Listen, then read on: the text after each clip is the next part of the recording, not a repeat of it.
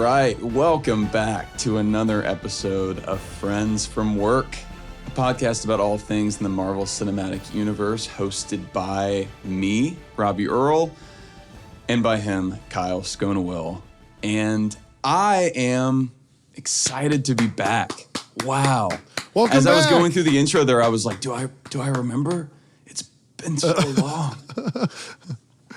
Do you know the spiel? The taste of strawberries. That is not the reference I thought you were going to lead with there. Wow. I did the double, the Titanic Return to the King combo, classic movies that people can't watch all the way through in theaters without going to the bathroom. It's been 94 years. How was it, dude?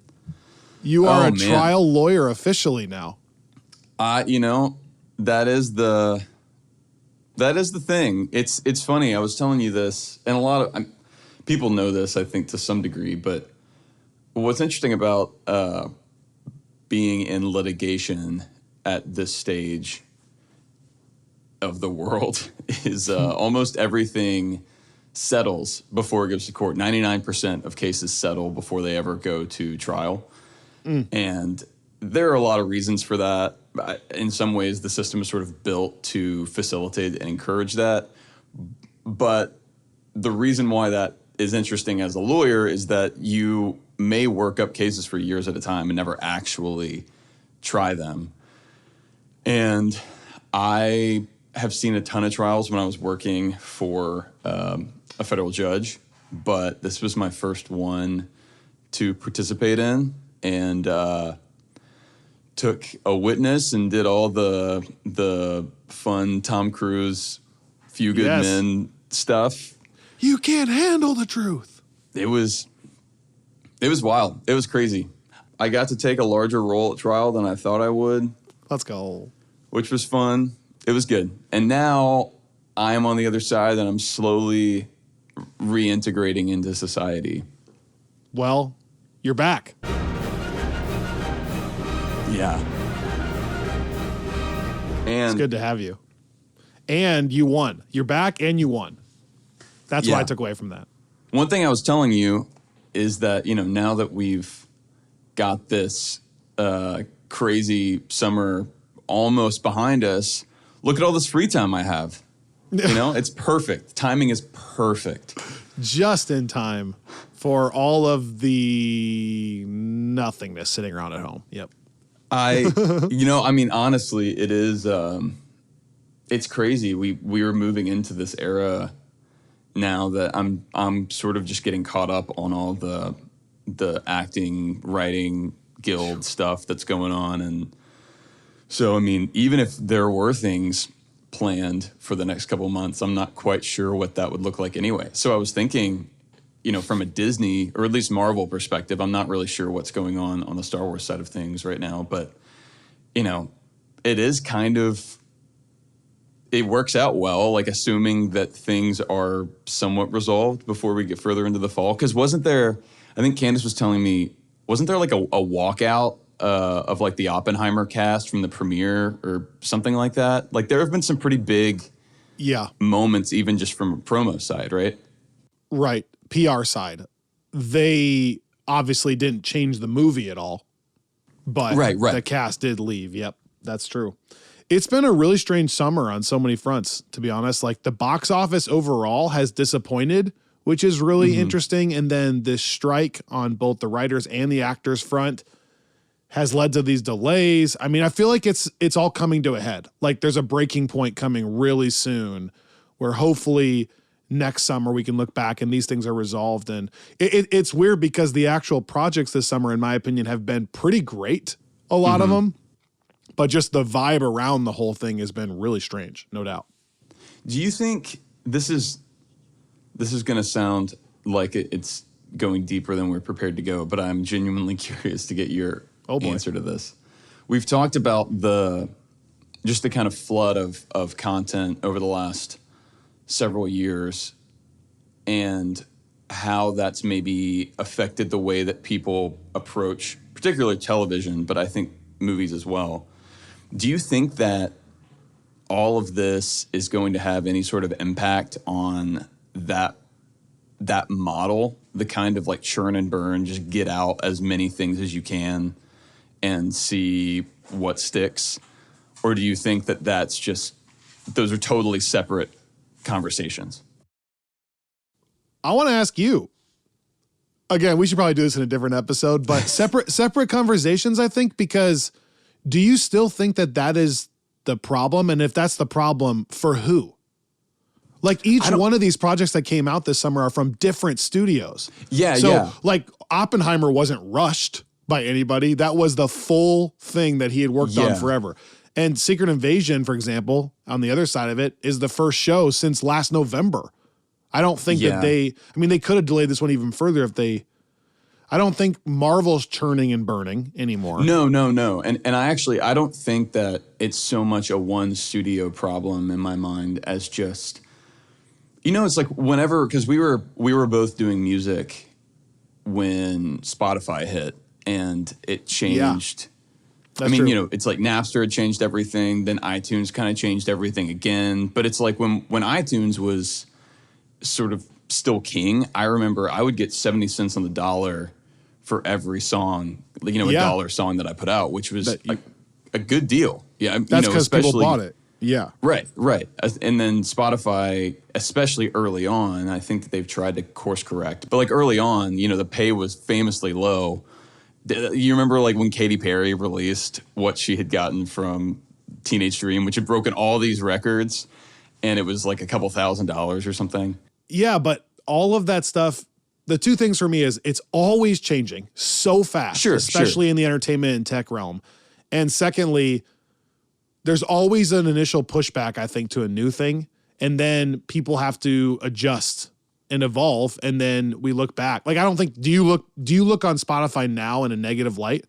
No, it's just kind of the way it is. No, and I'm not sure that I even look on it then in a negative light. I think that it was just a model that they hadn't figured out yet. Right. But the reason I think about that is I think about how little money artists were getting. And then I think about some of these tweets that I've seen go around. Even like Cody Ziegler, I think Pete sent us that. Oh, yeah. Talking about how low his residuals were for She-Hulk, which he $378. And that's crazy. And he wrote that entire episode. And I think that the episode he wrote has to be the most viewed one, to the extent Disney is tracking those metrics on Disney Plus, because I know a lot of people that tuned in just to see the Daredevil stuff. And so I just wonder if there's some connection between the way that things just aren't getting attention, like on a project by project basis, because there are so many things just in general with the streaming model and the inability to I don't know. It's a larger conversation. Do you think, but this is maybe the dumbest question of the day, there is more content in general, yes, than 10 years ago? I think there has to be. Just because if you had a popular show, it was only on one of a few channels, right? Back in the day. Right. Especially if it was like a current show. Yeah, I think as more and more content comes out and more companies do individual platforms, right? Like it's no longer, like there was even an era not that long ago that it was just Netflix that you watched. Right. Now with everything, it's going to, this is not the conversation I thought I was going to get into. It's going to get more and more diluted. And then what is the ultimate evolution then? Is the evolution that actually then something starts that kind of comes back to kind of like cable, where you can buy one thing that includes all of them? And in some ways, it already kind of is what's interesting. Because, I mean, at one point, the idea was that Netflix was, you're right, Netflix was the only one doing streaming like that. And so as that picked up a larger library, you could get so much for, whatever Netflix originally was a month if you just pay for that subscription. And then you started having a couple others pop up, like Hulu and whatever HBO Go was at some point before it was Max. And HBO Max. And it was like, I don't even have to pay for cable. I'm just going to pay for, one or two or three of these streaming services. Right. But now every major provider, I guess, has their own streaming service, really. And so Candace and I laugh all the time because we basically just have a cable package that we have created ourselves of like all of the streaming services. Right. That's what I'm saying. So then is someone going to come along and sum those all up? $60 and you get all of them, and it's this third-party company or something, and then, you know, as home theaters get better and better and more content shows up on those different platforms, especially if one kind of, you know, puts them all together, it's probably inevitable that theaters are a little less busy. Probably, you know? But if you watch a movie like Oppenheimer, that makes me sad in a way, you know? So who knows? Who knows? Hold on, I want to get into Secret Invasion. Well, no, but I want to talk to you about Oppenheimer too, and so because one thing that I've thought, I'm now kind of 2 blockbusters behind. I'm going to see Dead Reckoning tonight, which I'm really excited about. Candace and I got to watch Fallout again last night. Oh my gosh, which was a lot of fun. Yes, and the Henry Cavill with the stash is a nice. It's a nice touch. While you've been gone, it feels so strange to be multiple projects ahead of you. It like we haven't had that in years. Yeah. Okay. That's true. Let me just say this. In the last month alone, I posted about this on Discord. I have watched Apple TV's Silo twice, actually. I'm watching Secret Invasion here twice. I have seen Dead Reckoning, and then last night I saw Oppenheimer. So, man, what's weird though is like, this is what I posted on Discord. The multiverse saga feels like another life at this point ago. Like, somehow all 4 of those shows totally seamlessly blend into each other in a good way. Like when you see them, you'll know what I'm talking about. But I am constantly thinking about all 4. Even the theme songs for each keep me like in the same headspace. And that inspired me to, I need to do another Kyle Talks Composers episode on Friends from Work Plus because I can't get over how much of a banger the main title theme is for Secret Invasion. That's what, it's so good. I have it stuck in my head all the time. Like every time a new episode drops, the rest of the day, I'm doing what you were just doing. It's that like major 3 that gets it stuck in my head. That chord, whatever. I think it's a major 3. Anyways, but it goes seamlessly into Silo, which you would love, the theme as well. But thematically, like I saw Dead Reckoning and couldn't stop thinking about it. And then the next day I had to put on Secret Invasion and it felt like I'm watching the same type. Yeah. And then like I saw Oppenheimer last night and it just continues this thread of this like thriller, paranoia, the world's against us. It's a very unique era. And it's actually an era I'm getting a ton of enjoyment out of. Like it's lingering in my mind. So that's part of the reason to bring this all back, that I was surprised the box office hasn't done as well because these things are working for me. Really quickly, Silo, I really think you might enjoy. You should watch it. It's one of the best shows at wanting to know what the heck is happening. And if you haven't read the books, like I know nothing, it's constantly like, what? That makes no sense. Like, what's going on? The only downside there is Common. The rapper is an actor in the show, and he's terrible. Not great. It's terrible. I literally posted that Silo has some acting issues, and one of our commenters on Discord wrote, just came here to say the acting issues have to be Common, right? And I'm like, yeah, it's... When I heard Kyle say acting issues, I knew it was Common. So there are a few performances that pull you out. That's a bummer. Secret Invasion, I'm finding to be incredibly consistent for me on all these levels. I think the one thing with Secret Invasion is I'm not sure the actual original story is as hooky as maybe it needs to be. So for me, like every episode's kind of lingering in that like very consistent 8.5 out of 10 range, like every one. Yeah. Dead Reckoning is maybe a touch too long, and maybe a couple of things are out of place barely. So I don't know that I think it's as good as like Rogue Nation or Fallout quite, but it's definitely still the most consistent action franchise ever. It is a tier 1 movie, definitely should be in the 90s, and I can't wait for you to see it tonight. It is so much fun. I mean, chill-inducing moments here and there, like everywhere. That rhymed. I recorded that episode with our friend Stephen Matthew, which you need to listen to after you see the movie, because he gave you a couple shout-outs in the actual recording. Feven, oh my gosh. Okay, tiny backstory there real quick, and I swear we'll talk Secret Invasion. Robby and I were doing favorite stories. We were doing trivia with our friend Steven. It's Stephen. You can hear him on Dead Reckoning on Screensaver. And we were doing trivia, and he turned he had to say his name or something, right? He had to turn it in. And the person's writing down his name, and he goes, "It's Steven with a PH." And then like we're going through our trivia announcements, and we're like, we didn't hear our team name for like a scoring update. And it's because the trivia person spelled it P-H-E-V-E-N, Feven.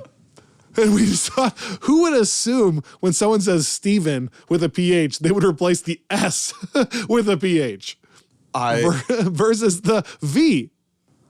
So we always called our team name For Feven. For Feven. On Feven. That is that's the kind of thinker that I need in my corner. I really like the way that person looks at the world.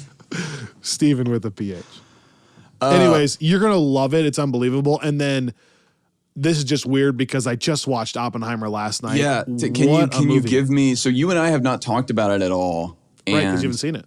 Right. And I haven't even gotten a sense of whether you liked it or didn't like it. Can you give me and other folks a short little spoiler-free blurb?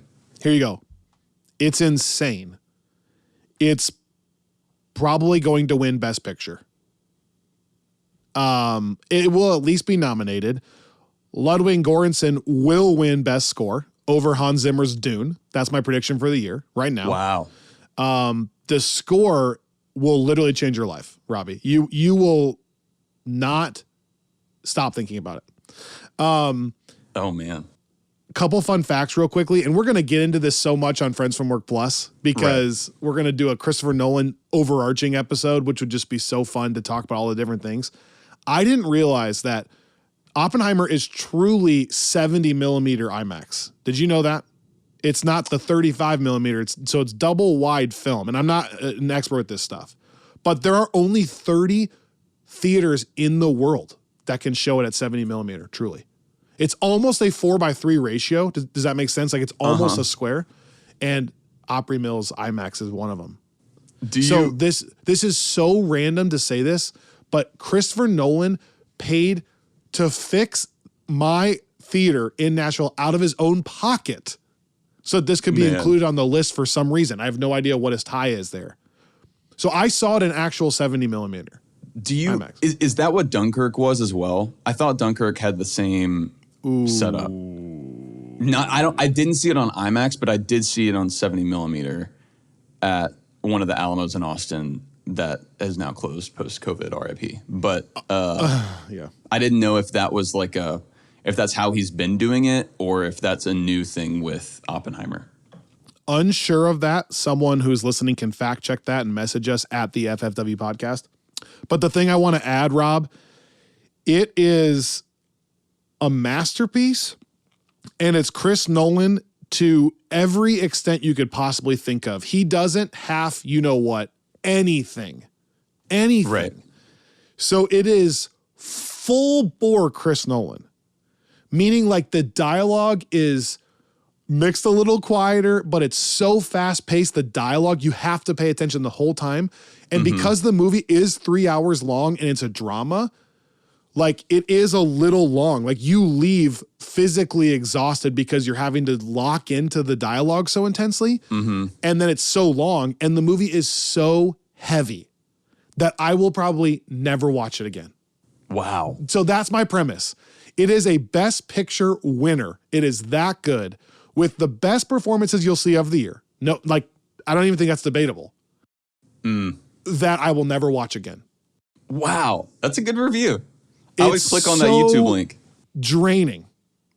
It's so heavy and sad. Like my brother came with me and he had so much fun, and it ended and he goes like, just a light little flick for you. Just a quick little, light flick. It ends up asking all these existential questions about it. And yet it's genius. And yet it's genius. Like Nolan Cillian Murphy is unbelievable. Yeah. And Nolan sets up like every Nolan movie, right? He demands that the audience pays attention and that the audience is smart. And so I think it's not going to be for everybody. I really think there are going to be people that will be turned off by how much work it is. Does that make sense? Like it's not fun. Do you think that is it the sort of thing that some folks are going to characterize as indulgent in that way, just given the length and given how kind of heady it might be? Yeah. Yeah, it's a little indulgent. But the character study of what it does to this guy and how seamless and smooth that transition is from him wanting to just be a physicist and work on science to what this could mean and like what it's going to do for the rest of his life and for the world.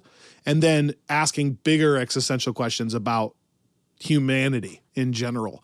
Man, I'm really excited. There are a couple things about that story that I'm not going to ask you, but I'm curious to see like certain moments that are so well known and so kind of legendary that I've wondered, is Nolan going to hit those straight up, or is he going to try to subvert some of those by reframing? So there's a lot, the history major in me is really excited. And then obviously the Nolan fan in me is very excited. It's inspiring me to do more reading on the actual history because I'm curious how much of it is exactly accurate. It is, Christopher Nolan's my favorite director ever. You know that. I think this podcast knows that. So for me, almost everything Christopher Nolan does is a win. He's the most consistent, and I like all of his tendencies.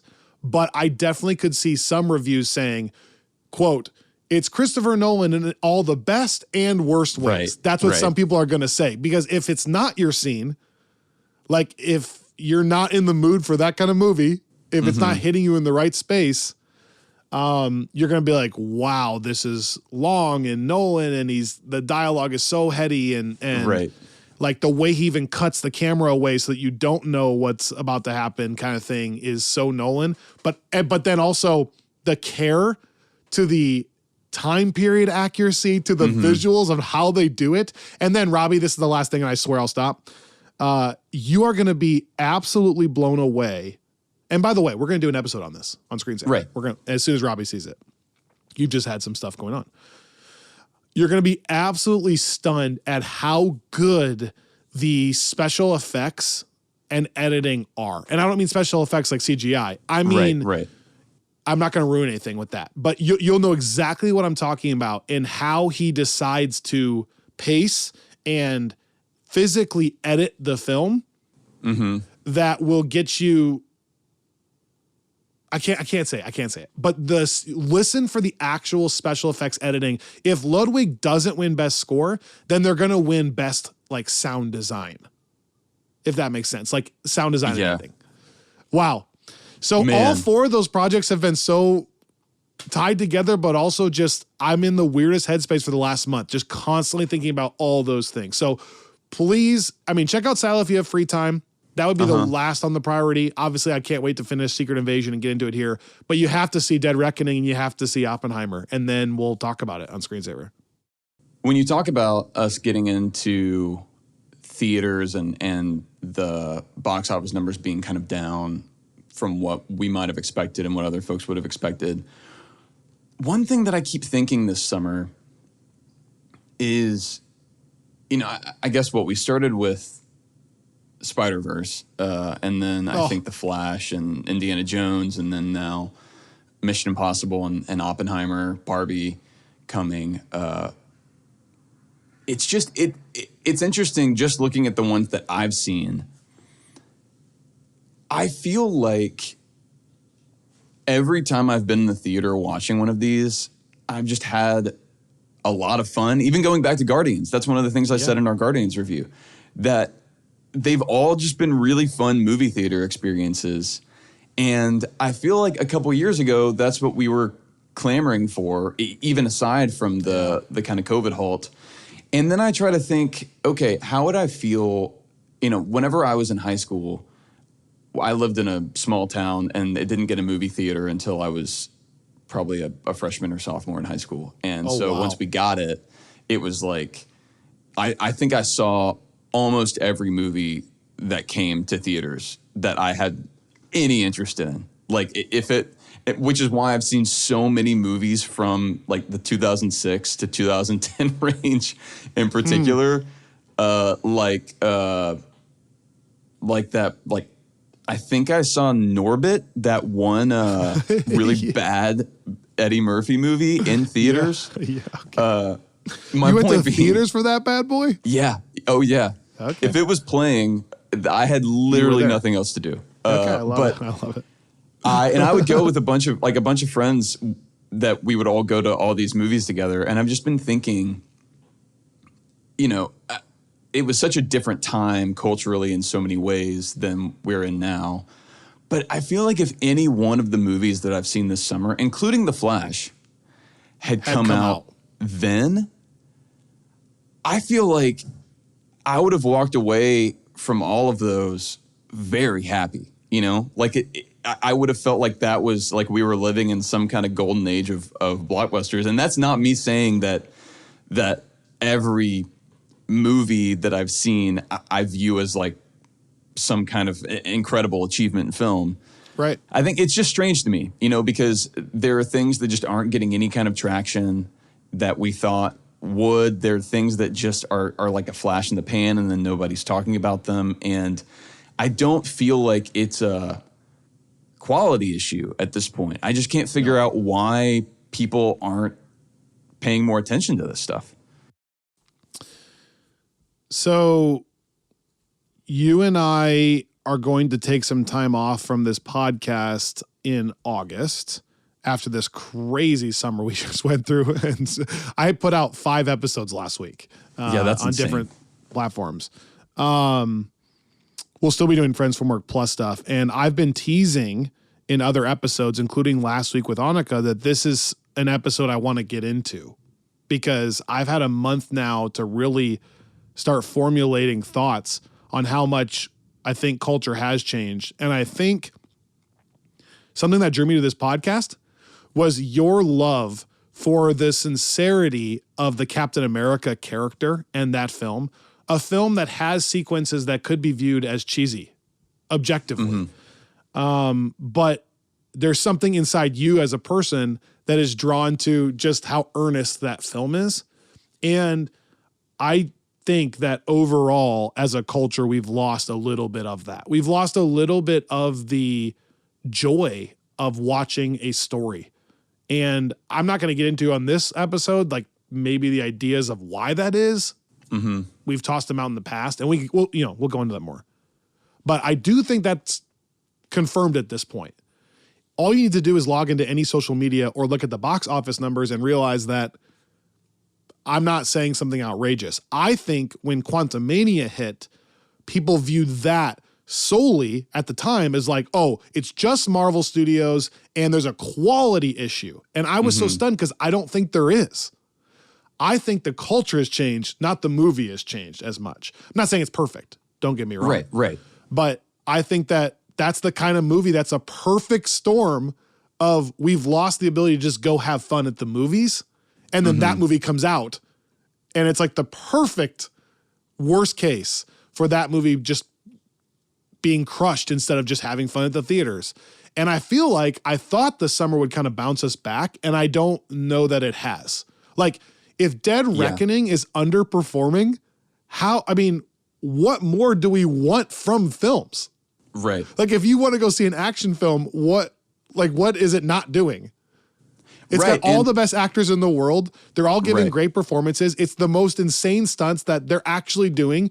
It's a cool story.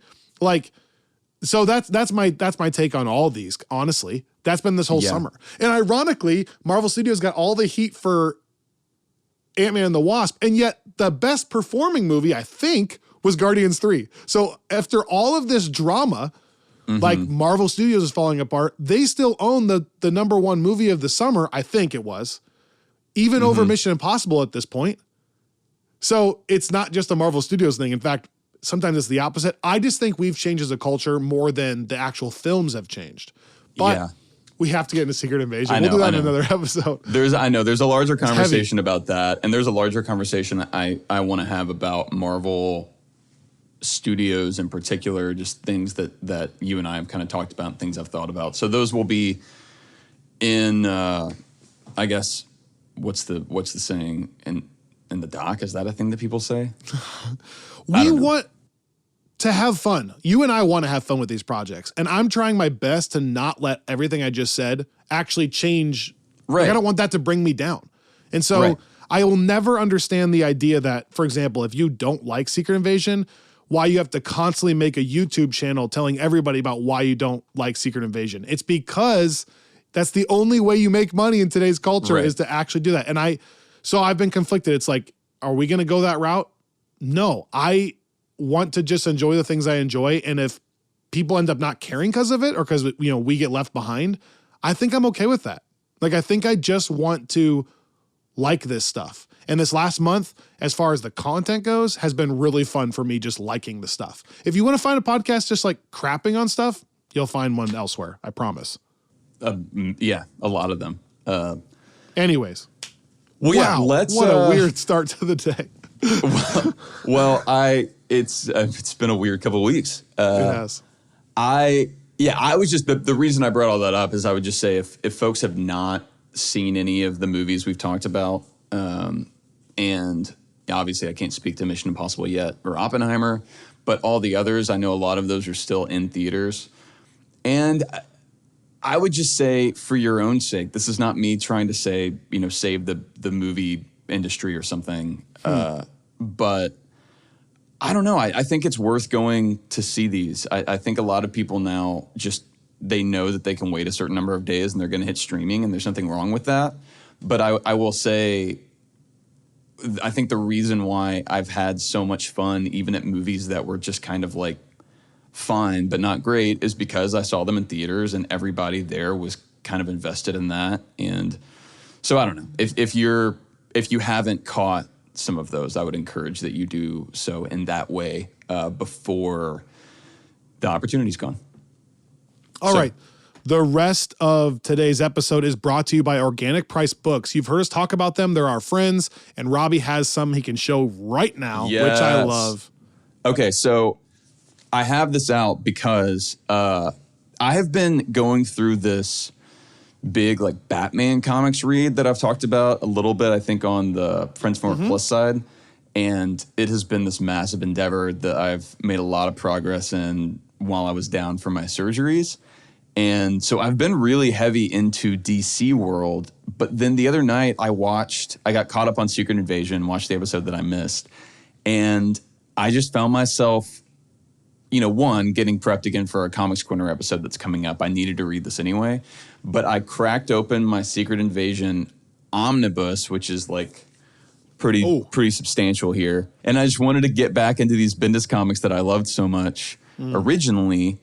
And so I just started from the top, and man, I forgot how great this era of Marvel Comics is, and I love how much the show is pulling from some of the best parts of that. And so if you are interested at all in reading comics that are kind of hooked into the MCU right now, sometimes that's a tricky thing. Like with Guardians, there really aren't any comics that I think hit that vibe or even that emotional tone.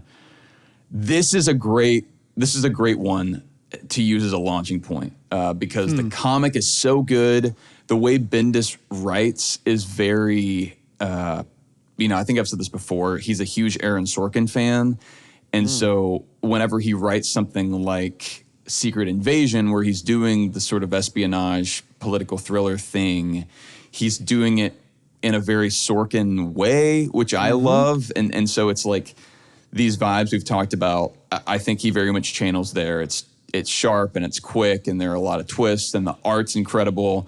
And so if you are interested, you should check out the Secret Invasion comic. And the best way to do that is through our sponsor, Organic Price Books, where you can use code Friends from Work to get an additional discount on books that are already about as cheap there as you will find them anywhere else. Actually, they're typically cheaper than they are on Amazon, but you are supporting someone that is not Jeff Bezos, and you are supporting this show because we really like partnering with Organic Price Books. True. And so whether it's this or something else, they've got a lot of great stuff right now. I've actually got a cart loaded up full of things that now that this trial is over, I'm going to order and devour.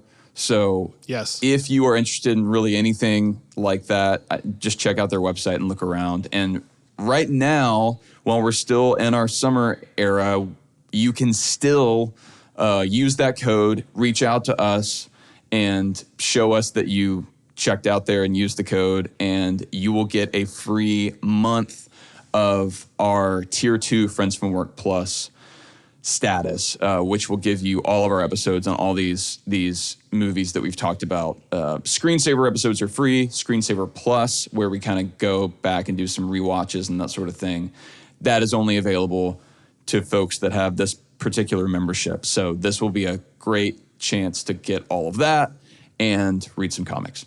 So yes. Organic Price Books, code Friends from Work. You can find the link in the show notes below. We'll be right back.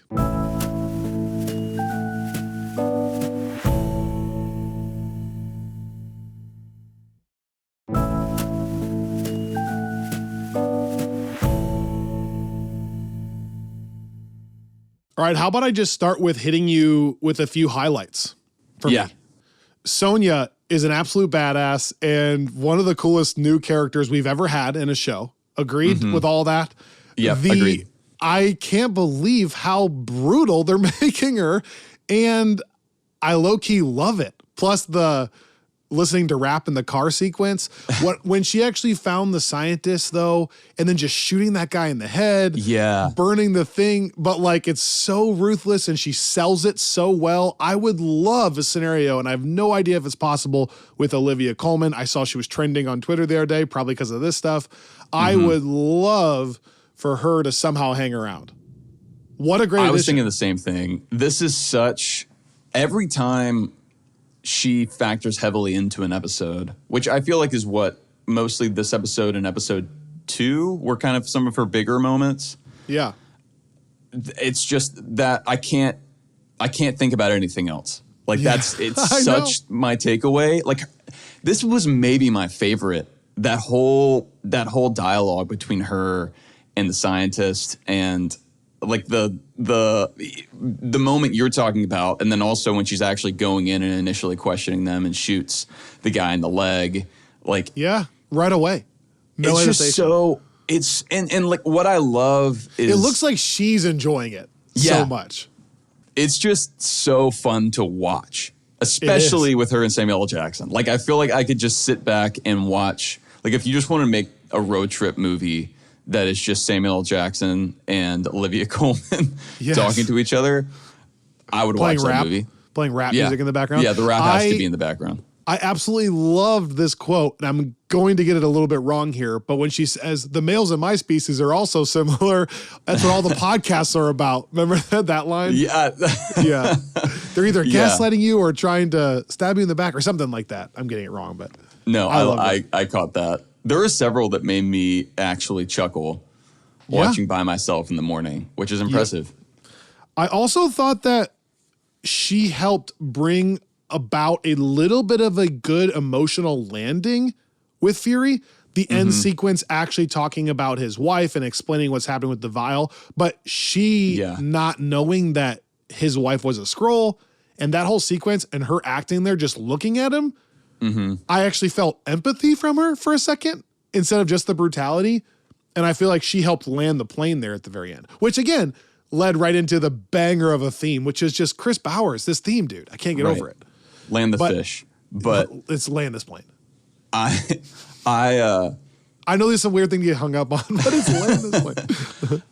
I agree that final scene was, I mean, that's some of the early footage that I feel like we got from those trailers of him going in and getting his eye patch, and it was still so satisfying. But I love the whole.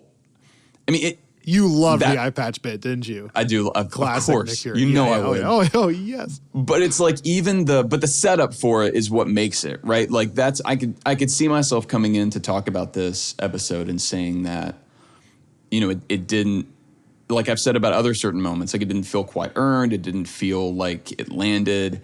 And I think that having this so late in the series was good. Like it did feel earned in that way. And I feel like it was also earned in that kind of emotional precursor that you're talking about at the grave. Really, it puts that scene in the right context. Like instead of it being this kind of like cheesy, shticky, oh, now I'm getting the suit back on thing. It actually does feel like it's a weight that he's choosing to put back on, right? Mm-hmm. It's not like okay, here we go, I'm back in it. It's more of a I'm having to do this. And even the conversation that he's having about him being, and I'm sure we're going to talk about this now, but him being the one that kind of oversaw this harvesting process with the collectors and Gravik, like, oh my gosh, that on the one hand, it makes so much sense, and I feel like it answers some of the questions that I had from the very beginning, but it also just feels so Nick Fury-esque. Like we've talked about this and how there have been moments in the show where they're showcasing this side of Fury that we've seen ever since the first Avengers film, where it's like he is willing to do things that he maybe shouldn't be doing, and that other people, like the Captain Americas of the world, would and ultimately do disagree with. But that's how he stays a step ahead. That's how he has to do it. Well, and that's like, it's something else that I think is really, it's a big part of the Secret Invasion comic, that you've got all the heroes that are front and center in a lot of ways in that event. But really, it's ultimately Nick Fury, because of his lack of trust and the fact that he's been sort of standing back and tracing this. He's the one that's able to really help pull out the victory. And I like that's the case here, not so much with the superhero context, but out of everyone, Fury is the one that, like, he's done dark things and maybe even, like in the comics, could be blamed for the events that give rise to the Skrull invasion. Mm-hmm. But he's also, it's like that same instinct is probably the one that's going to save us from the Skrull invasion. And so it's like with the Avengers, Fury's probably responsible for bringing Loki and the Chitauri to Earth in the first place.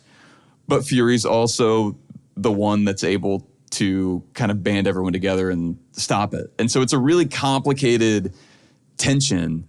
And I think it's just, that's what I want from a lead character right now. Yeah. I really like the way that's being handled. I don't think I realized how much he was going to be the main character. I know that sounds obvious, but I thought it was a Secret Invasion story.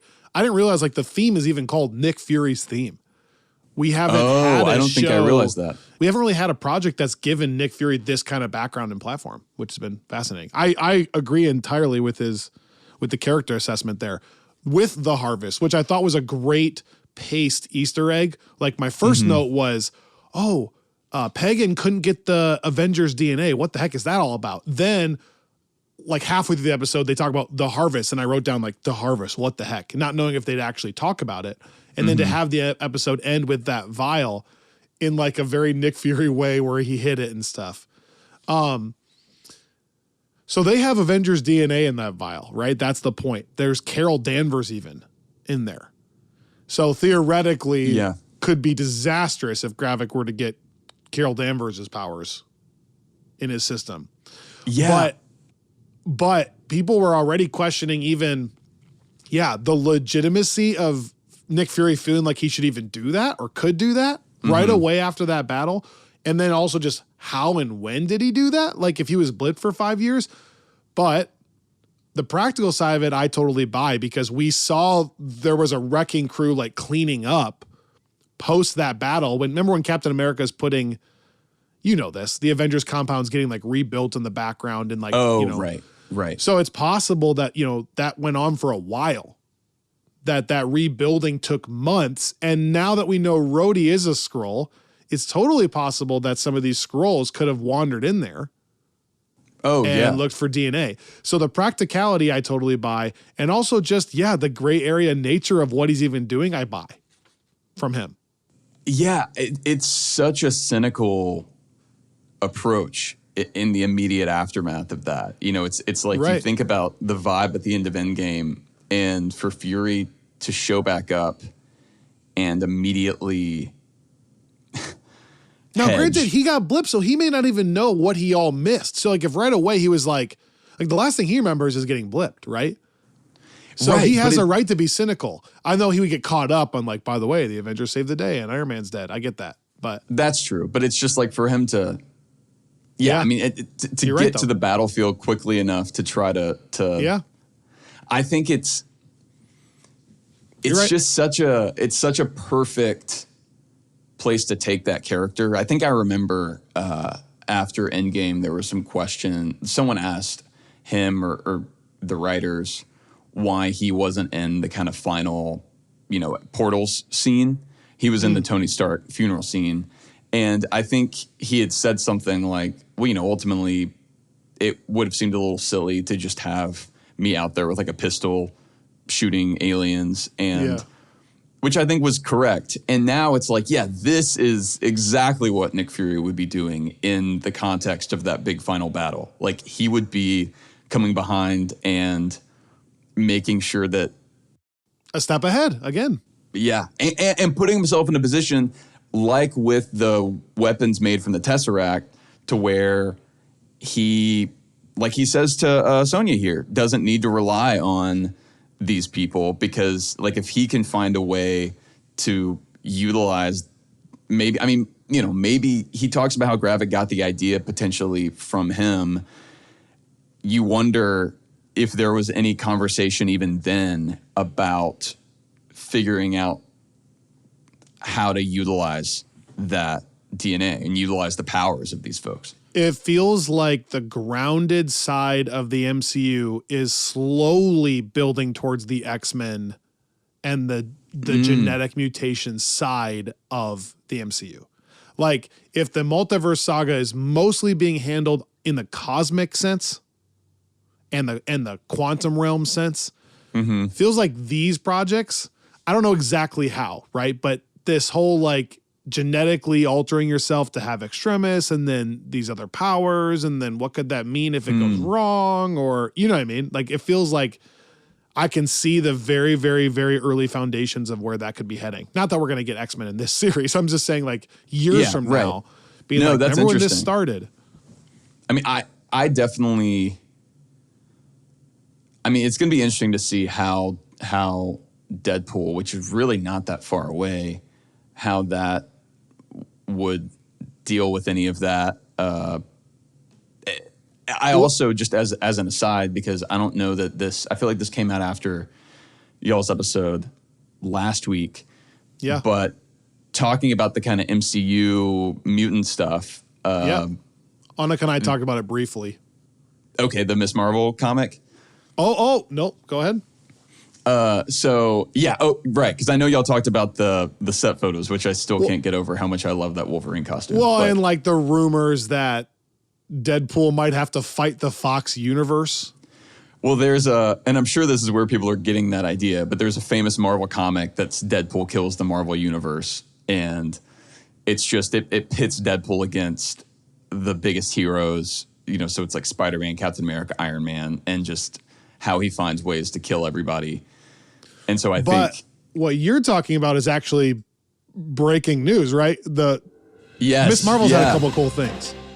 So, we talked about this a little bit in the comic book club, I think, on Friends from Work Plus, but there was a big kind of controversial moment in the Amazing Spider-Man comic, I guess maybe a month ago or more now, where they were building to a big death, and a lot of folks thought it was going to be Mary Jane, and in fact it was Miss Marvel, Kamala Khan, and so, you know, that all aside and how that was handled. Yep. I think a lot of folks thought that they were doing that so that they could bring a version of the character back that has more in common with her on-screen counterpart. That's sort of been done to varying degrees all along the way. I mean, it's like you look at the Guardians comics pre the first movie and post the first movie, and so. But here, you know, it's a bigger difference because the Inhuman stuff that's really baked into her origin. The powers look different, you know, which we talked about a lot during the Miss Marvel show, where we're about to have another Miss Marvel comic for the first time in a bit. And the series is going to be written by Iman Vellani, who plays Miss Marvel in The Marvels, which is coming out in November. Wild. It's crazy. Has that ever happened before? I don't think so. Paul Dano is writing technically a series that is about the Riddler in the Reeves verse. Okay. So that's the only thing I can think of. Also, well, I won't get into that now, but yeah. So I think what's interesting there is in the comics right now, in the Marvel comics, one of the big status quo elements is what's going on with the X-Men there, where they found a way to resurrect mutants, and actually more recently a way to resurrect people in general.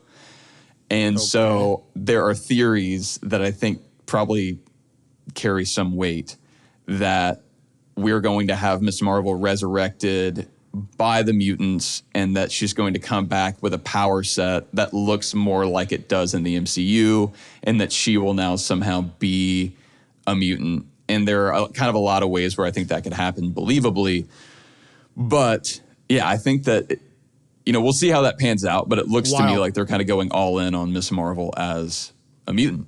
Well, and a little bit off that, I thought you were going to bring up the fact that Miss Marvel, the show, is actually going to be airing on ABC later this year, which I actually think is a really fun idea. I don't know if it will be like the Sunday night, like, you know, Wonderful World of Disney slot that we used to grow up with when we were kids, but if there was a show to make that crossover, and I have no idea how many people are watching ABC anymore, but I think that's a fun idea. So not only is Iman Vellani writing the comic, Miss Marvel is going to be on national television, technically. No, I totally agree. And we had a conversation about like Secret Invasion months back, like towards the beginning of this year with you, me, and Pete. And I had said then, which, you know, so I'll now take credit for this because I'm sure I told Kevin this and he picked it up and implemented. But I had said that I wish that with Secret Invasion, Marvel would premiere the first episode or two on ABC and then make it so that the rest is on Disney Plus, so that if folks want to finish, they can, but that like that initial episode would have the opportunity to hook more folks. And so this is not quite that, but I've long thought that Disney should be utilizing ABC in that way, because I do think there are a lot of folks that still just have ABC and NBC on that maybe are not going to seek out new streaming platforms. So I hope that they're going to start getting more creative with how to utilize that, especially, I mean, Miss Marvel makes sense because of the Marvels coming, but I still, you know, I watched Secret Invasion, and I think it's a show that like my parents would really like. I've been telling my dad he needs to watch it. But I don't know that they're going to, like, you know, they have to affirmatively go and seek that out on Disney Plus, which is not a platform that I think a lot of folks of that generation would think to go look, right? Like it's a lot of content that's not aimed at adults. And so I think I really love this development for Miss Marvel, and I hope that we see more of that. Sorry, that was a long tangent, but no doubt. Lot to cover. I love it.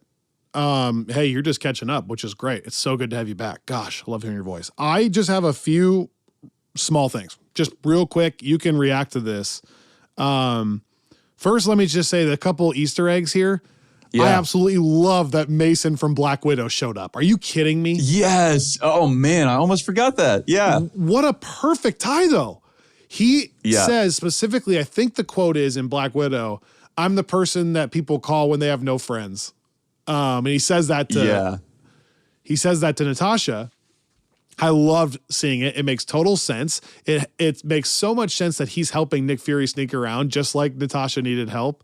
Mm-hmm. And I love that. I mean, it's a practical explanation to the like, well, where is Fury getting a jet? He's a one-in man. And how is he getting the, what do they call it? The widow's cloak, which was the second little Easter egg thing that was so cool, I thought.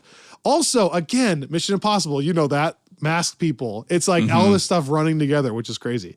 So I thought that those two Easter eggs combined with the Avengers stuff was a pretty fun, like connected episode.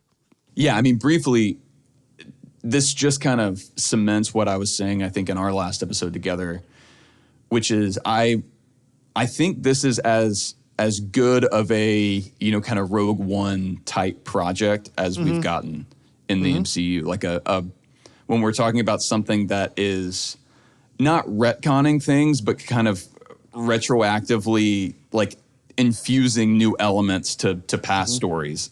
I think that has been done before in the MCU in ways that I thought were not bad, but not like excellent.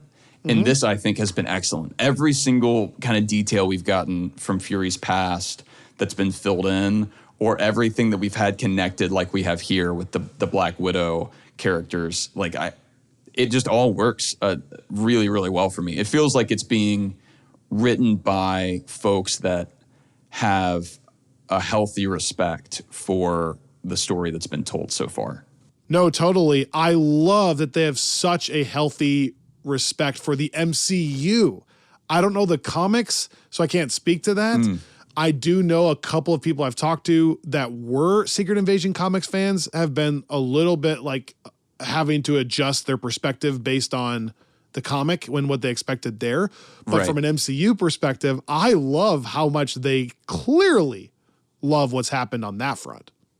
Well, and, I think it's talking about kind of the difference between how content is, even the fact that I'm calling it content, the difference in how TV and film projects are being digested now versus even 10 years ago or less. Like I'm thinking about Civil War, which is so different from the comic, like wildly different. But widely accepted as great. Right. And I know that there were comics readers at the time, and I had read the event before I went and saw the movie even back then. And yes, I could have told you there are a lot of differences here, but I feel like because there was less of like a comic book culture online. None of that got any traction back then. Like if anybody, and I think comics fans at the time were just so excited to see any element of this stuff put to the screen in a way that was so good. Like I don't think anybody. That's what I was going to ask you. As a comics reader, do you think that mindset has changed from like when Iron Man or Dark Knight came out, just like oh my gosh, these are the characters I read about in an actual good movie, shifted from that to now I have expectations on, this is now culturally accepted as like the medium, these stories. So now I want to see them like this and this and this. Has that changed or not, do you think? No, I feel like it has. And I think it's another thing that will be interesting to trace over the next couple of years. But we reached some kind of saturation point. And I was listening to a Grant Morrison, Jonathan Hickman podcast conversation months back that kind of comes to mind now, because they were talking about how in some ways the nerds won. Like for so long it was countercultural to be into this sort of stuff. And then in some ways, now that we have the biggest movies in the world coming out of comic books, that's a win. In other ways, it's not, because now it's the mainstream. And how can you be countercultural and also mainstream? And so I think that you find folks respond to that in different ways. But good point. I do think that there's this tendency to just, part of it's the superiority, I think, that, has been kind of mocked ever since Comic Book Guy on The Simpsons. This idea that, in the source material, actually, it's this, right. I know something that you don't, that I think comic fans have maybe always tended towards. But yeah, I think, if any, I just sat here and talked about how much I love the Secret Invasion comic, and it comes from one of my favorite eras of Marvel Comics, period. And I just think it's so silly to, at this point, be upset about the way things were adapted. I mean, I was watching this is my obligatory reference. I was watching the assembled episode for Love and Thunder the other day. There you go. You got it in. Look at you. Well, because we're getting ready to pick back up with our rewatch here in the fall, and that will be one of the first ones. And they were talking about why they made the call to adapt Gore the way they did. And I remember there were a ton of complaints about that both before and after the film. And so as we're talking about that entire conversation, I'm always really glad when they make a choice to do something unique with the underlying story. And I feel like that's what they've done here. And I would way rather it be cohesive with what we've gotten in the MCU than forced by trying to make it what it was in the comic, which would never graft on correctly, in my opinion. We don't talk for 2 weeks, and this is what happens. Just get the loosest, the most wandering episode ever, which I just love. On that front, real quick, I've been thinking about the exact same thing. And this might not be real quick. Here we go. I've been thinking about the exact same thing, even from the perspective of Silo, because it's a book. It's such a small series of books, though, that I didn't even know it was a book when I started. And when you don't know anything, it's just a great story. So I found myself intrigued with where it's going. One of my friends, Josh Wilson, who you know, was obsessed with the books, but he found himself getting a little bit bored in the middle because he knew the big twists that were coming. He was like, when are we going to get through this? Whereas everyone I know that didn't know the books was captivated by what was happening. And I just find that whole conversation fascinating. In that specific case, I wonder if Silo, the books, is so not mainstream that they figure we better adapt it exactly literally. The few people who know the actual story might get a little bit bored because they know what's going on. But for the most part, it's such a good story, we don't want to change what's happening. And I think any single time you have this source material stuff, Lord of the Rings, Silo, all the Marvel universe with all the comics, we're taking all these projects and adapting source material. You always have that balance, and that's fascinating to me. If you keep it exactly the same, you're going to bore some people who want a different story where they can't predict what's happening. Why watch it when I've already read it? If you change too much, you're going to offend some people who are like, this is not the story I know. This is not what I signed up for. And I find that fascinating. And I almost wonder if a determining factor is how well known the original source material is. But then even Lord of the Rings goes against that, because that was a very well-known source material that is adapted pretty literally in the actual films, which goes against what I just said with Silo. So I don't know, but every single time the directors and producers have to make those calls, and there's always going to be some people upset either way. Yeah, I mean, the Lord of the Rings, the Tolkien estate was not happy with what Jackson did. There you go. Films. That just proves my point then. Right, which is wild to me because, and a lot of fans, I know so many hardcore Lord of the Rings fans that. But it's mostly adapted, though. You know what I mean? It's not like a. Oh, no. I agree with you. Okay. What I'm saying is it's just even there. Yeah, I mean, there are people that are mad because there are certain kind of key plot moments that are changed.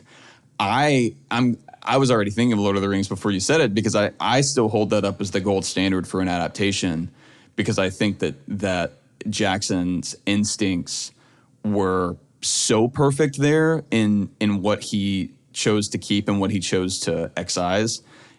But it's just interesting that even there. Well, Civil War is another example of a gold standard, I think.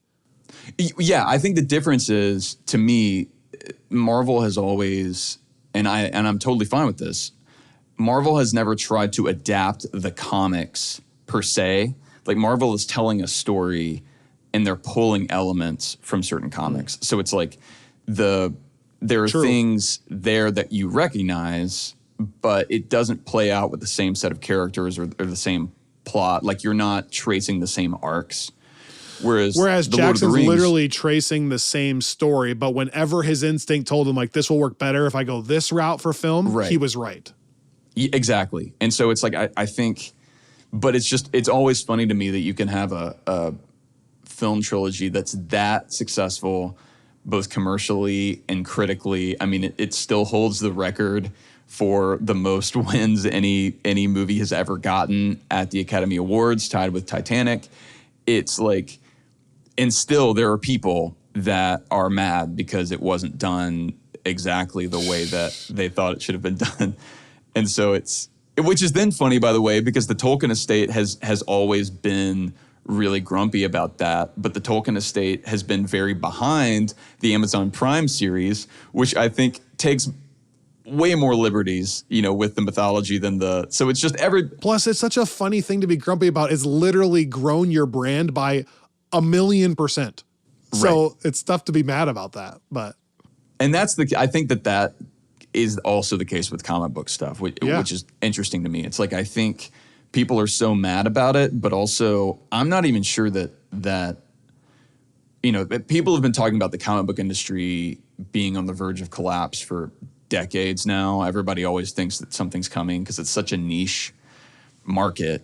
But I don't know. I mean, I think that there's a case to be made that the comic book industry would be much weaker if we did not have projects that had been willing to pull what they wanted and not pull the rest and make them these household. Like I think Pete brought this up on the Sunday Post maybe a couple weeks ago, but like the fact that Iron Man, that Tony Stark even is a household name.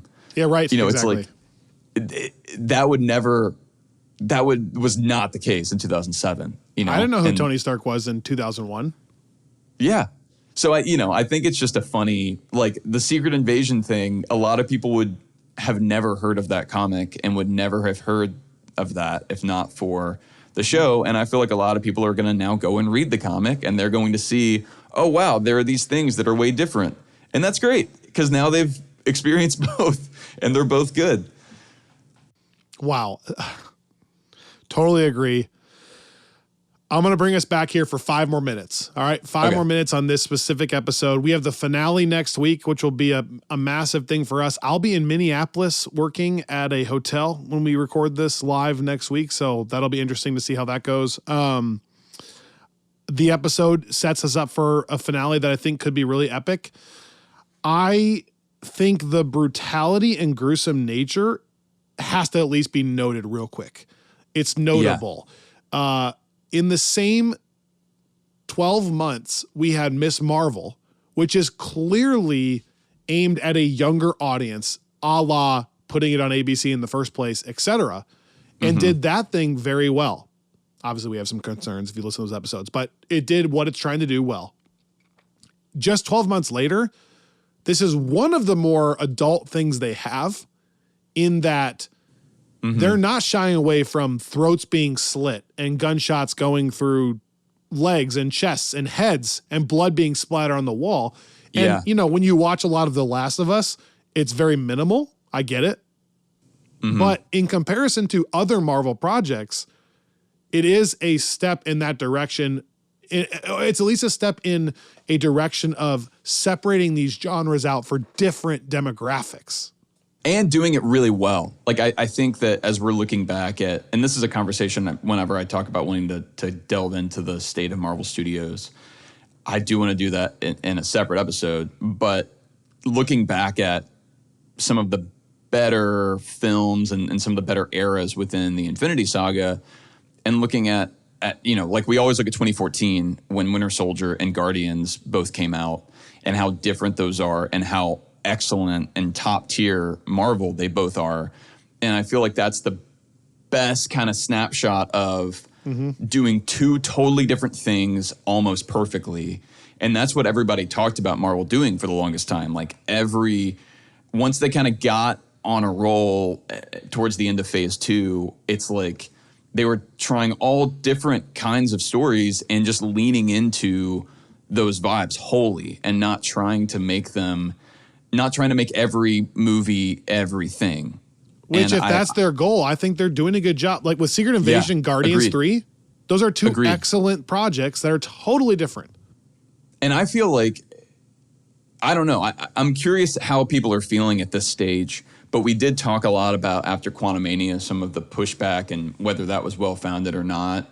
But there have been a lot of conversations around Marvel Studios going downhill and what's going right or wrong. And we've had those conversations and we've pointed out issues that we've had with certain projects. And then there was, there's been something of a shakeup, or at least a change in the approach, I guess, as of spring of this year, where we were hearing that things were potentially slowing down and we've seen things get pushed back. And I'm not going to speak too soon because Secret Invasion still has a week left.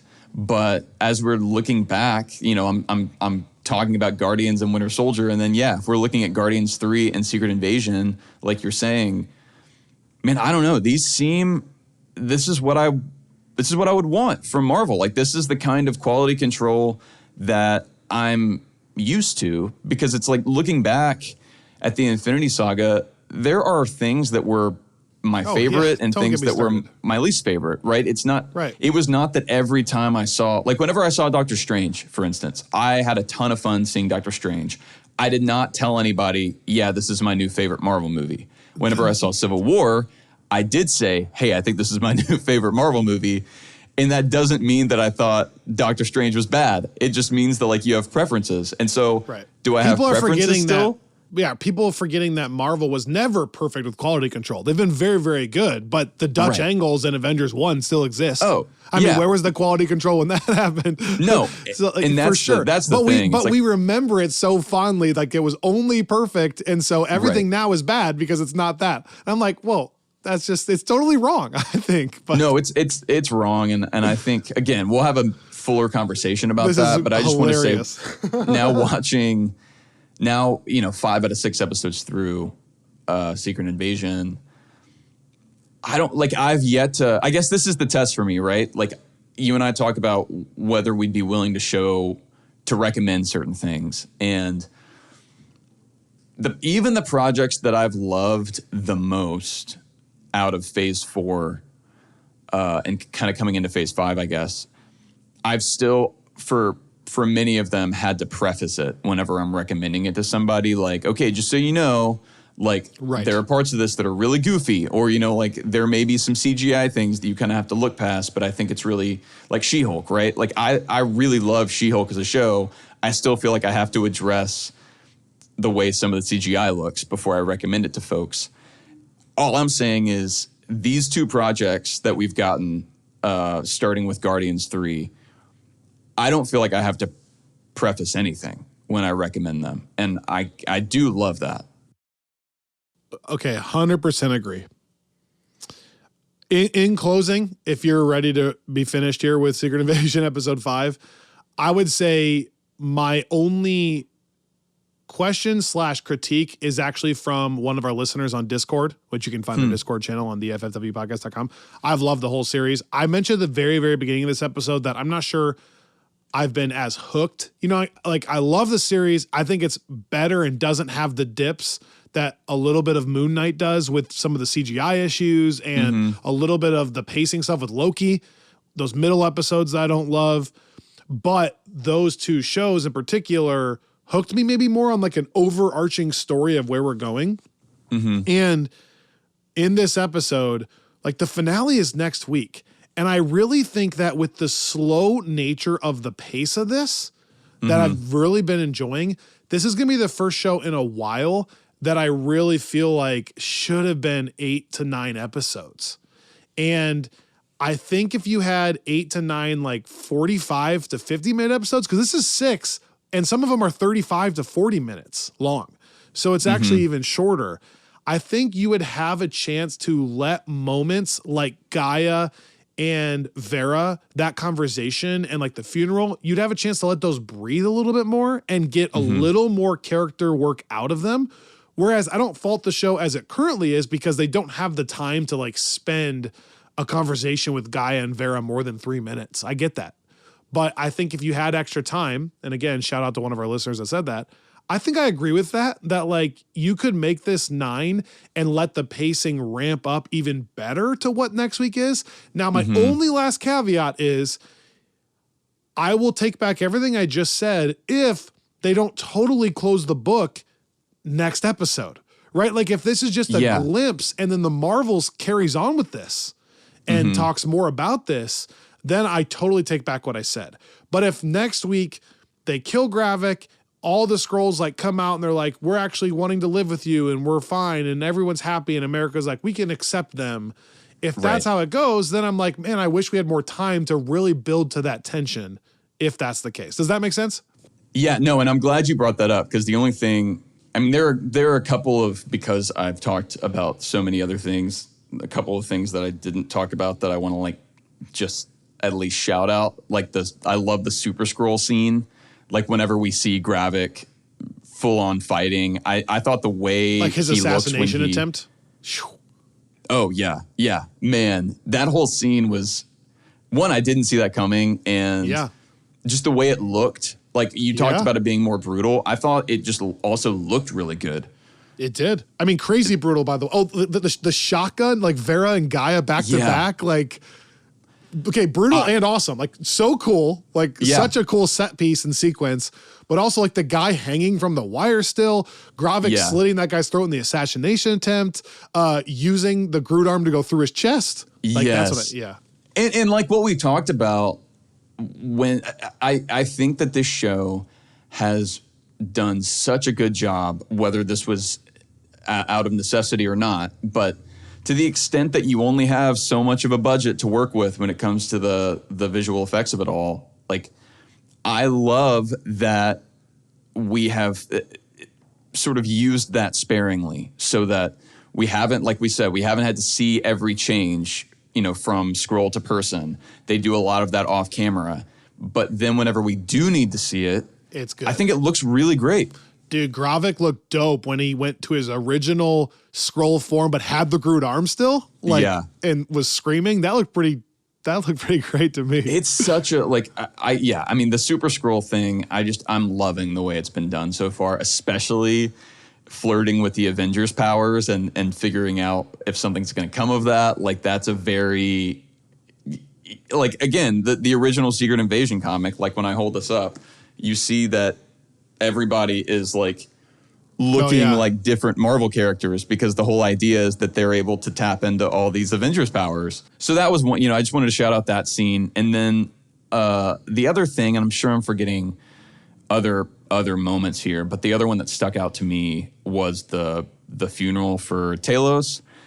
I think that's something else that the MCU has typically done pretty well. Like even when we originally made our our big Thor the Dark World debut episode, and we talked about how there are so many things kind of laughable in that movie, but how his mother's funeral, I mean, the whole death is handled pretty well. And then, you know, the Yondu's funeral is such a highlight of the Guardians franchise, despite how people may feel about the second film. True. And that here, again, I thought that this was really moving and made me feel like the death was being taken seriously and given weight. And so, you know, that's a character I was sad to see Talos go, but I feel like it would be cheap to bring him back now. And so I like that to the extent that is a final death. It felt like it, and it felt intimate, and kind of, I thought, was a good way of deepening both the characters involved there, but also like their relationship with each other when we're talking about Gaia and Vara. 100%. I was sad to see Maria Hill go, but really I was sad to see Talos go. However, I will say, if you can somehow get Emilia Clarke signed up for the future, I think that having Gaia work hand in hand with Fury in the future, and maybe Olivia Colman, is a perfect transition from those characters to new. So kind of hoping for that. And that, okay, so that's where I wanted to end it. I wanted to make those couple notes, but then you talked about how it's going to wrap things. And, you know, I have enjoyed, we're normally not super speculation-y, but this is a fun one to talk about what we think is coming because it is so twisty and who knows. And, you know, I do, reading the Secret Invasion comic again, I'm reminded how much Abigail Brand does factor in and how much people have been kind of speculating from way back that Emilia Clarke may be playing that character. In the comics, that is a character that kind of runs the Sword enterprise, I guess. She's sort of the space version of Nick Fury there. And I do wonder if we're going to be getting some version of that with Emilia Clarke. I mean, it seems like they're setting up a potential partnership, and we've sure have talked a lot about Fury working on this space station in a way that feels pointed, like there's going to be some return to that. And, you know, obviously we've got some shots in the Marvels that feel like we're going there. Do you think Gaia will be in the Marvels? Is Gaia supposed to be in the Marvels? I'm asking you. Do you think that would be a surprise? I think that if she is, it would be like a, you know, Darcy and Love and Thunder kind of a thing, like a quick, but I could be wrong. I don't know. I mean, I do like that Samuel L. Jackson said that this is something that's supposed to really set up the Marvels, and I have to think that's where I hope he's telling the truth and that it's not over next week. Yeah, no, agreed. And I do think, I mean, the bottom line is the biggest stories in Marvel Comics involving the Skrulls, other than Secret Invasion straight up, they always revolve around stuff with the Kree. They always revolve around Captain Marvel. And there's a long history there. And I think that if they're going to continue, I mean, I think it's going to be hard to carry forward Kree stuff to the extent they want to and not have the Skrulls out there. I mean, that's like a good kind of cornerstone of Marvel space stuff is that you have these warring peoples that are, and there's always this like Kree Skrull tension. And I think that they're good archetypes because the Kree are the like warrior types, and the Skrulls are the ones that are more like espionage oriented for obvious reasons. And so it's like I wonder if we're going to get some version of that dynamic carried forward out of this.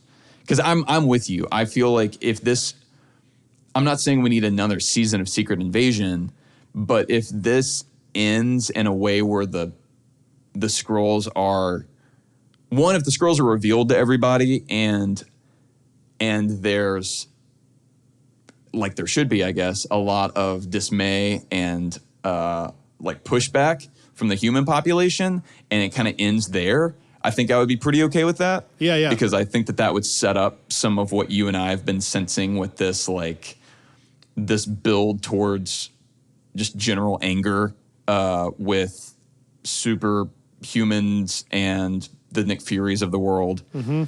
Or if it just leaves it totally open-ended, but they're willing to kind of continue to play in that, I think that I'm okay with. I agree with you. If we wind up at the end of next week's episode with this all totally wrapped up and all the Skrulls are able to find another home and go off planet and Fury saves the day, that's not only going to feel like a disappointment to me, just big picture, I feel like it would also be a lot to happen in one episode. Like it would change the pacing so much that I can't see that going well. Legitimate question. What would that even look like at this point? Like 1 million Skrulls have to get on a spaceship. Who's providing these spaceships? I mean, I'm actually fascinated by if they do decide to do like a mass exodus off Earth and go back to space where they can, you know, battle it out with the Kree a little bit more and tell future stories that way. I'm curious how they even practically pull that off. I feel like it would have to be a, it would have to be something resembling the end of Age of Ultron, where there's just some kind of almost like Deus Ex Machina.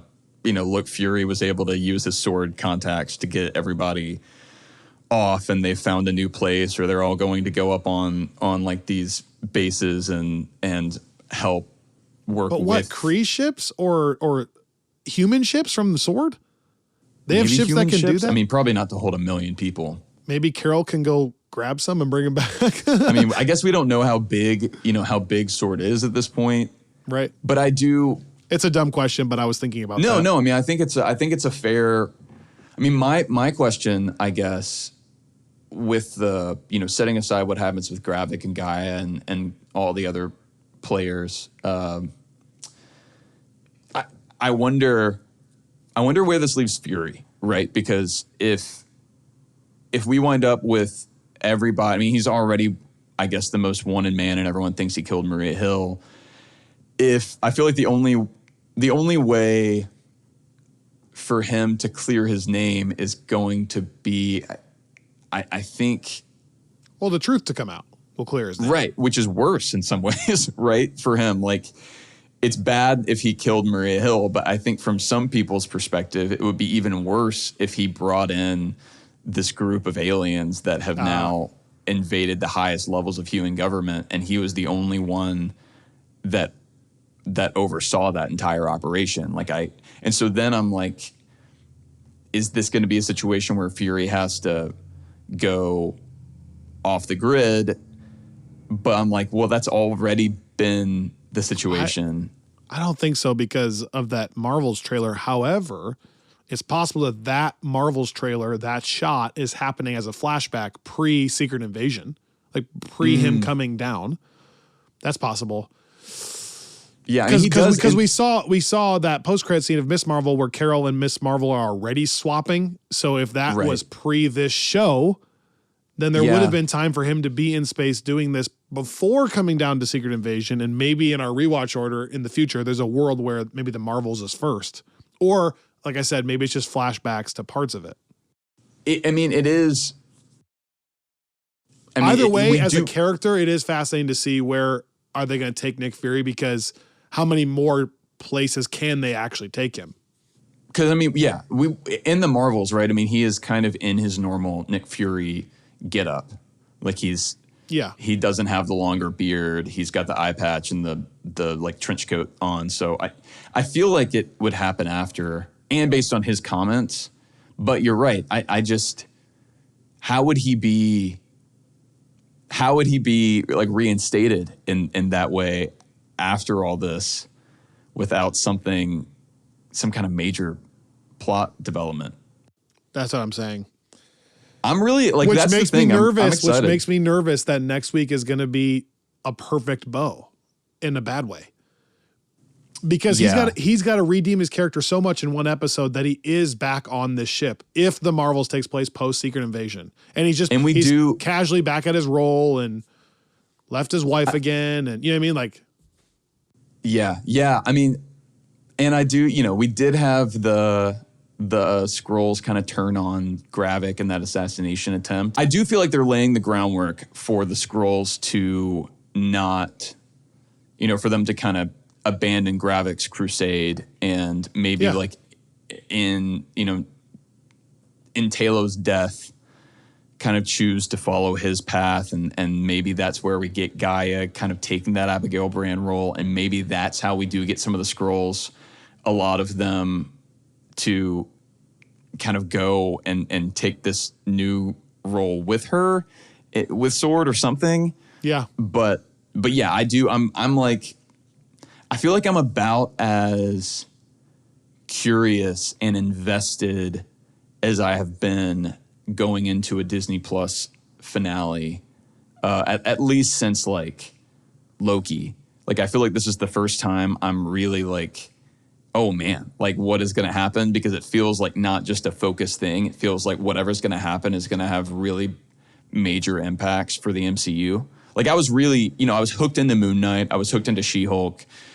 But I also knew that there was no world where that was going to have some kind of MCU-wide effect. And here it's like, it's kind of the opposite. The whole show is so small and focused so far, but the implications could end up being really wide ranging, you know? Yeah. Wow, what a mega episode on this random week here. All the same stuff. I hope you have a good time. To Robby, I hope you have a good time at Dead Reckoning tonight. To our listeners who haven't seen Dead Reckoning, please go watch all the Mission Impossible movies and then go watch Dead Reckoning. Robby, enjoy it. I can't wait to hear what you think. When you get out of the theater, please listen to me and Steven's episode on Screensaver and let me know, because I'm curious what you think, how you think Steven did as well. Shout out, Steven, if you're listening. And then if you get a chance to watch Oppenheimer this weekend, hopefully we can record this weekend and get an Oppenheimer episode out so we can talk about that in full. I have so much more I want to say about both those films that I can't right now. And then the finale next week. And then we both just retreat to the beach for a little bit and totally reset and reconnect with our families and lives and, you know, the whole deal. Hope everyone out there has that similar of an enjoyable week planned. I have a lot of fun stuff. I'm going back to Michigan this week, so I'll be in touch, but just ready to close out the summer with a bang with a few of these things. Thank you so much for listening. All of the typical spiel stuff. Please rate, review, subscribe to our channel on YouTube, and we'll be back here next week talking about Secret Invasion Episode 6, the finale, right back here on Friends from One.